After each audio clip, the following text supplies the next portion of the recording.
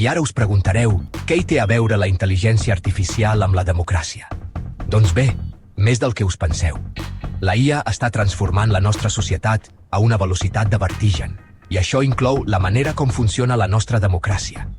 En aquest vídeo explorarem les tensions, els reptes i els perills que sorgeixen quan la IA s'encreua amb els nostres sistemes democràtics.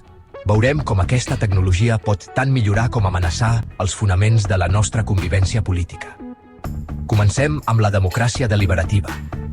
Aquest model, que emfatitza la raó pública i el consens, es troba davant d'un gran repte amb la IA. Per què? Doncs perquè la IA sovint opera com una caixa negra, és a dir, no sabem exactament com pren les decisions.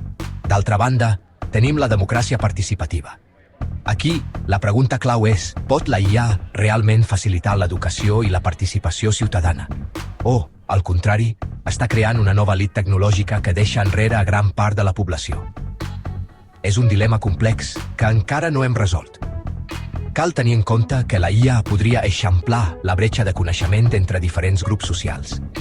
I què passa amb la democràcia agonista i radical? Aquests models, que valoren el conflicte i rebutgen la gestió experta, es troben en una situació paradoxal amb la IA. Pot la IA fomentar el pluralisme i la dissidència, o acabarà reforçant les divisions existents i creant una tecnocràcia que soscava l'autonomia ciutadana? Però els desafiaments no s'acaben aquí. Les bombolles informatives i les càmeres d'eco, amplificades pels algoritmes de personalització de la IA, estan limitant la nostra exposició a perspectives diverses.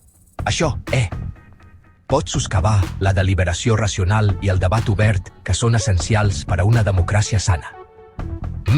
Penseu en com els vostres feeds de xarxes socials us mostren principalment contingut que reforça les vostres opinions existents.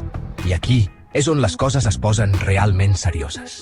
La IA pot ser utilitzada per manipular votants mitjançant anuncis personalitzats i la difusió de desinformació. A més, facilita la vigilància massiva, amenaçant la privacitat i la llibertat de pensament. En el pitjor dels casos, podria fins i tot contribuir a l'aparició de règims totalitaris, permetent un control sense precedents sobre la població. Imagineu un govern que pogués predir i manipular les vostres decisions abans que les prengueu. Vaja, fa por, oi? Davant d'aquests reptes, què podem fer?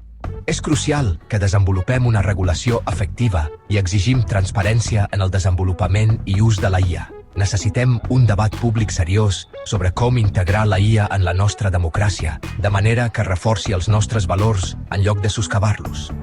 La democràcia en l'era de la IA depèn de nosaltres. Reflexionem-hi i actuem abans que sigui massa tard, perquè, al cap i a la fi, la tecnologia hauria de ser una eina per millorar la nostra societat, no per controlar-la.